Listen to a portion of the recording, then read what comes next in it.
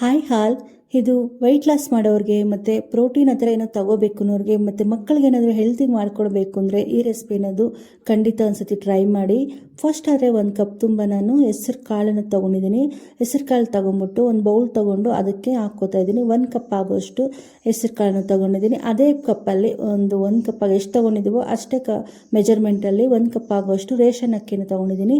ನಮ್ಮ ಮನೇಲಿ ನಾವು ಯಾವ ಅಕ್ಕಿ ಯೂಸ್ ಮಾಡ್ತಾಯಿದ್ದೀವಿ, ಸೋನಾ ಮೊಸರಾದರೂ ಆಗಲಿ ಯಾವುದೇ ಆಗಲಿ ತಗೋಬೋದು. ಅದನ್ನು ಒಂದು 4-5 ಸತಿ ಕ್ಲೀನಾಗಿ ತೊಳೆದ್ಬಿಟ್ಟ ಮೇಲೆ ಮತ್ತು ನಾವು ನೀರು ಕುಡಿತೀವಲ್ಲ, ಯಾವ್ದು ನಾವು ನೀರು ಕುಡಿತೀವೋ ಅದೇ ನೀರು ಹಾಕ್ಬಿಟ್ಟು ಓವರ್ ನೈಟ್ ಅನ್ನೋದು ನೆನೆಸ್ಬೇಕಾಗುತ್ತೆ. ನಮಗಿದು ಓವರ್ ನೈಟ್ ಬಿಟ್ಬಿಟ್ಟು ನಾನು ಮಾರ್ನಿಂಗ್ ತೋರಿಸ್ಕೊಳ್ತಾ ಇದ್ದೀನಿ ನೋಡಿ, ಫುಲ್ ನೆಂದೈತೆ. ಇದು ತುಂಬಾ ಚೆನ್ನಾಗಿ ನಮಗೆ ಹೆಲ್ತ್ಗೆ ಅನ್ನೋದು ಯೂಸ್ ಆಗುತ್ತೆ. ಯಾರ್ಯಾರು ವೆಯ್ಟ್ ಲಾಸ್ ಮಾಡ್ತಾ ಇರ್ತಾರೋ ಅಂಥವ್ರಿಗೆ ಅದು ತುಂಬ ಚೆನ್ನಾಗಿ ಯೂಸ್ ಆಗುತ್ತೆ. ಮಕ್ಕಳಿಗೂ ಅಷ್ಟೇ ಇದು ಹೆಲ್ತಿಗೆ ಕೂಡ ಇರುತ್ತೆ. ಇದನ್ನು ಒಂದು ಮಿಕ್ಸಿ ಜಾರ್ ತೊಗೊಂಬಿಟ್ಟು ನಾವು ಹಾಕ್ಕೊಂಡಿದ್ವಲ್ಲ ನೀರು ಸಮೇತ ಕೂಡ ಹಾಕ್ಕೊಂಬಿಡ್ಬೇಕು. ನಾವು ಬೇರೆ ನೀರೇನು ಸೇರಿಸ್ತಾ ಇಲ್ಲ, ನಾವು ಅದರಲ್ಲಿ ನೆನೆಸಿಕ್ಕೊಂಡಿದ್ವಲ್ಲ ಅದೇ ನೀರು ಹಾಕ್ಕೊಂಡು ಇದನ್ನು ಮಿಕ್ಸಿಗೆ ಹಾಕ್ಕೋಬೇಕು. ನಾವು ಸೇಮ್ ದೋಸೆ ಬೇಟರ್ ಯಾವ ಥರ ಹಾಕ್ಕೋತೀವೋ ಅದಕ್ಕಿಂತ ನೀರು ಒಂದು ಸ್ವಲ್ಪ ಗಟ್ಟಿಗಿರಬೇಕು. ನಾನು ಏನು ನೆನೆಸಿದ್ವೋ ಅದೇ ನೀರು ಹಾಕ್ಕೋತಾ ಇದ್ದೀನಿ. ಇದಕ್ಕೆ ಒಂದು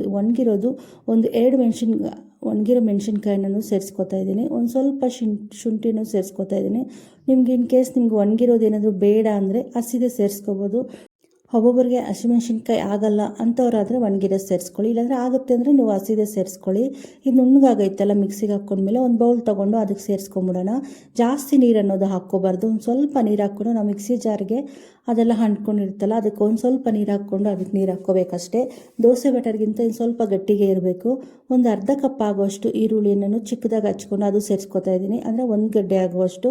ಮತ್ತು ಒಂದು ಅರ್ಧ ಕಪ್ ಆಗುವಷ್ಟು ಕರಿಬೇವು ಸೇರಿಸ್ಕೊತಾ ಇದ್ದೀನಿ. ಇದು ಬಲ್ತಿಲ್ಲ, ಇದು ತುಂಬ ಎಳೆ ಬಂದ್ಬಿಟ್ಟು ಅದು ಒಂದು ಅರ್ಧ ಕಪ್ ಆಗೋಷ್ಟು ಸೇರಿಸ್ಕೊತಾ ಇದ್ದೀನಿ. ಇದು ಒಳ್ಳೇದು ಕೂಡ. 1 ಕಪ್ ಆಗೋಷ್ಟು ಕ್ಯಾರೆಟನ್ನು ಸೇರಿಸ್ಕೊಂಡಿದ್ದೀನಿ. ಕ್ಯಾರೆಟ್ ಕ್ವಾಂಟಿಟಿ ಅನ್ನೋದು ಸ್ವಲ್ಪ ಜಾಸ್ತಿ ತೊಗೊಂಡಿದ್ದೀನಿ. ರುಚಿಗೆ ತಕ್ಕಷ್ಟು ಸಾಲ್ಟ್ ಅನ್ನೋದು ಸೇರಿಸ್ಕೊತಾ ಇದ್ದೀನಿ. ಇದಕ್ಕೆ ಸೋಡಾ ಆ ಥರ ಏನೂ ಸೇರಿಸ್ಕೊತಾ ಇಲ್ಲ. ಒಂದು ಅರ್ಧ ಟೇಬಲ್ ಸ್ಪೂನಷ್ಟು ಗರಂ ಮಸಾಲ, ಒಂದು 1/4 ಟೇಬಲ್ ಸ್ಪೂನಷ್ಟು ಅರ್ಧದಿಂದ 1/4 ಟೇಬಲ್ ಸ್ಪೂನಷ್ಟು ಜೀರಾ ಪೌಡ್ರ್ ಹಾಕ್ಕೊಂಡು ಚೆನ್ನಾಗಿ ಇದನ್ನು ಮಿಕ್ಸ್ ಮಾಡ್ಕೊಂಬಿಡ್ಬೇಕು. ತುಂಬಾ ಹೆಲ್ತಿಗೆ ಇರುತ್ತೆ. ಯಾಕಂದರೆ ನಾವು ವೆಯ್ಟ್ ಲಾಸ್ ಅವ್ರಾದ್ರೆ ರೈಸ್ ಐಟಮ್ ಏನೋ ತಿನ್ನಬಾರ್ದು ಆ ಥರ ಅನ್ನೋರಾದರೆ, ಮತ್ತು ಹೆಲ್ತಿಗೆ ಏನಾದರೂ ಮಾಡಿಕೊಡ್ಬೇಕು ಅಂದರೆ ಈ ಥರ ಆರಾಮಾಗಿ ಮಾಡ್ಕೊಳ್ಬೋದು. ಟೇಸ್ಟು ತುಂಬಾ ಚೆನ್ನಾಗಿರುತ್ತೆ. ನಾವು ಹೆಸರು ಕಾಳು ಹಾಕೋದ್ರಿಂದನೂ ಹೆಲ್ತಿಗೆ ಕೂಡ ತುಂಬಾ ಒಳ್ಳೆಯದು. ತುಂಬ ಈಸಿ ಕೂಡ ಮಾಡ್ಕೊಂಬಿಡ್ಬೋದು. ಟೇಸ್ಟ್ ಅಂತೂ ತುಂಬ ಚೆನ್ನಾಗಿರುತ್ತೆ. ಇದು ಚೆನ್ನಾಗಿ ಮಿಕ್ಸ್ ಮಾಡ್ಕೊಂಬಿಡ್ಬೇಕು. ಮಿಕ್ಸ್ ಮಾಡ್ಕೊಂಡ್ಮೇಲೆ ಒಂದು 5 ನಿಮಿಷ ಸೈಡ್ಗೆ ಇಟ್ಕೊಂಬಿಡ್ಬೇಕು.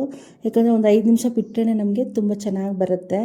ಒಂದು 5 ನಿಮಿಷ ಮುಚ್ಚಿಬಿಟ್ಟು ಒಂದು 5 ನಿಮಿಷ ಸೈಡ್ಗೆ ಇಟ್ಕೊಂಡ್ಬಿಡ್ತಾ ಇದ್ದೀನಿ. 5 ನಿಮಿಷ ಆದಮೇಲೆ ತೋರಿಸ್ತಾ ಇದ್ದೀನಿ ನೋಡಿ, ಇದು 5 ನಿಮಿಷ ಆಗೈತೆ. ತುಂಬ ಚೆನ್ನಾಗಿ ಬರುತ್ತೆ. ತುಂಬ ಈಸಿ ಕೂಡ ಮಾಡ್ಕೊಂಬಿಡ್ಬೋದು. ನಾವು ಇನ್ ಕೇಸ್ ನಾವು ನೈಟ್ ಟೈಮ್ ಏನಾದರೂ ಮಾಡ್ಕೋಬೇಕು ಅಂದರೆ ಮಾರ್ನಿಂಗ್ ನೆನೆಸ್ಕೊಂಬಿಡಿ, ಇಲ್ಲ ನಾವು ಮಾರ್ನಿಂಗ್ ಮಾಡ್ಕೋಬೇಕು ಅಂದರೆ ನೈಟ್ ನೆನೆಸ್ಕೊಂಬಿಡಿ. ತುಂಬ ಈಸಿಗೆ ಮಾಡ್ಕೋಬೋದು ಆರಾಮಾಗಿ. ಸ್ಟವ್ ಮೇಲೆ ಒಂದು ತವ ಇಕ್ಕೊಂಬಿಟ್ಟು ಒಂದು 2 ಟೇಬಲ್ ಸ್ಪೂನ್ ಅಷ್ಟು ನಾನು ಆಯಿಲನ್ನು ಸೇರಿಸ್ಕೊತಾ ಇದ್ದೀನಿ. ಜಾಸ್ತಿ ಅನ್ನೋದು ಸೇರಿಸ್ಕೊತಾ ಇಲ್ಲ. ಇದರಲ್ಲಿ ಆಯಿಲ್ ಅನ್ನೋದು ನಾವು ತುಂಬ ಕಡಿಮೆ ಯೂಸ್ ಮಾಡ್ತಾ ಇದ್ದೀವಿ. ಒಂದು ಸ್ವಲ್ಪ ಸಾಸಿವೆ ಅನ್ನೋದು ಹಾಕ್ತಾಯಿದ್ದೀನಿ. ಅದು ಚಿಟಪಟ ಅಂತಾರ ಏನು ಅನ್ನೋಷ್ಟೇನೂ ಇಲ್ಲ. ಒಂದು ಸ್ವಲ್ಪ ಸೇರಿಸ್ಕೊಂಡ್ಮೇಲೆ ಅದಕ್ಕೆ ಬಿಳಿದು ಎಳ್ಳು ಬರುತ್ತಲ್ಲ ಅದನ್ನು ಸೇರಿಸ್ಕೊತಾ ಇದ್ದೀನಿ. ಇದು ಅಷ್ಟೇ ತುಂಬಾ ಒಳ್ಳೆಯದು ಆರೋಗ್ಯಕ್ಕೆ ಅನ್ನೋದು. ಒಂದು ಸ್ವಲ್ಪ ಬಿಳಿ ಎಳ್ಳು ಅನ್ನೋದು ಸ್ವಲ್ಪ ಜಾಸ್ತಿನೇ ಸೇರಿಸ್ಕೊಳ್ಳಿ. ಮತ್ತು ಸ್ವಲ್ಪ ಕರಿಬೇವನ್ನು ಸೇರಿಸ್ಕೊತಾ ಇದ್ದೀನಿ. ಕರಿಬೇವು ಹಾಕಿದ್ಮೇಲೆ ನಾವು ರೆಡಿ ಮಾಡ್ಕೊಂಡು ಇಟ್ಕೊಂಡಿದ್ವಲ್ಲ ಇದನ್ನು ಹಾಕ್ಕೊಡ್ತಾ ಇದ್ದೀನಿ. ಒಂದು ಸ್ವಲ್ಪ ನಮಗೆ ತೆಲುಗು ಬೇಕು ಅಂದರೆ ಸ್ವಲ್ಪ ತೆಲುಗಿಗೆ ಹಾಕ್ಕೊಳ್ಳಿ, ಇಲ್ಲಾಂದರೆ ಸ್ವಲ್ಪ ಮಂದಕ್ಕೆ ಏನಾದರೂ ಬೇಕು ಅಂದರೆ ಆ ಥರನೂ ಹಾಕ್ಕೋಬೋದು. ನಮ್ಗೆ ಯಾವ ಥರ ಬೇಕು ಅಂದ್ರೂ ಹಾಕ್ಕೋಬೋದು. ಇಲ್ಲಾಂದರೆ ದೋಸೆ ತವ ಬರುತ್ತಲ್ಲ ಅದರಲ್ಲಿ ಕೂಡ ಆರಾಮಾಗಿ ಹಾಕ್ಕೋಬೋದು. ಆಯಿಲ್ ಅನ್ನೋದು ನಾನು ಇಷ್ಟು 2 ಟೇಬಲ್ ಸ್ಪೂನ್ ಬಿಟ್ಟರೆ ಬೇರೆ ಜಾಸ್ತಿ ಏನು ಆಯಿಲ್ ಹಾಕ್ತಾಯಿಲ್ಲ.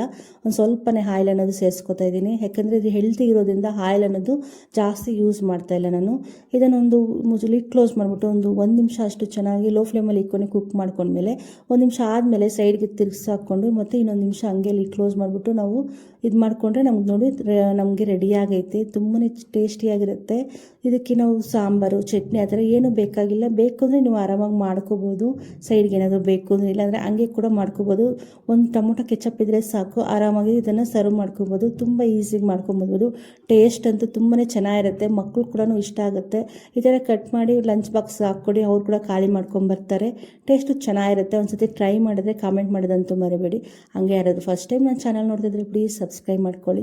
ಈ ರೆಸಿಪಿ ಏನಾದರೂ ನಿಮ್ಮ ಮನೆಯಲ್ಲಿ ಟ್ರೈ ಮಾಡಿದ್ರೆ ಮತ್ತು ಏನಾದರೂ ನಿಮಗೇನೋ ಸ್ವಲ್ಪ ಆದರೂ ಇಷ್ಟ ಇದೆ ನಿಮ್ಮ ಫ್ಯಾಮಿಲಿ ಮೆಂಬರ್ಸ್ಗೆ ನಿಮ್ಮ ಫ್ರೆಂಡ್ಸ್ಗೆ ಶೇರ್ ಮಾಡಿ. ಹಾಗೆ ಕಾಮೆಂಟ್ ಮಾಡೋದಂತೂ ಮರಿಬೇಡಿ. ನೋಡಿ ಎಷ್ಟು ಚೆನ್ನಾಗಿ ಎಷ್ಟು ತೆಳುವಾಗೈತೆ ಅಂದ್ಬಿಟ್ಟು ಅಂತ.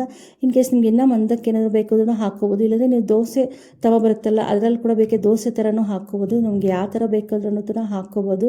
ತುಂಬ ಹೆಲ್ತಿಯಾಗಿ ಕೂಡ ಮಾಡ್ಕೋಬೋದು. ಐ ಹೋಪ್ ನಿಮಗೆ ಈ ವಿಡಿಯೋ ಇಷ್ಟ ಆಗೈತೆ ಅಂದ್ಕೊಂಡಿದ್ದೀನಿ. ಇಷ್ಟ ಇದೆ ಪ್ಲೀಸ್ ಸಬ್ಸ್ಕ್ರೈಬ್ ಮಾಡ್ಕೊಳ್ಳಿ. Thank you for watching.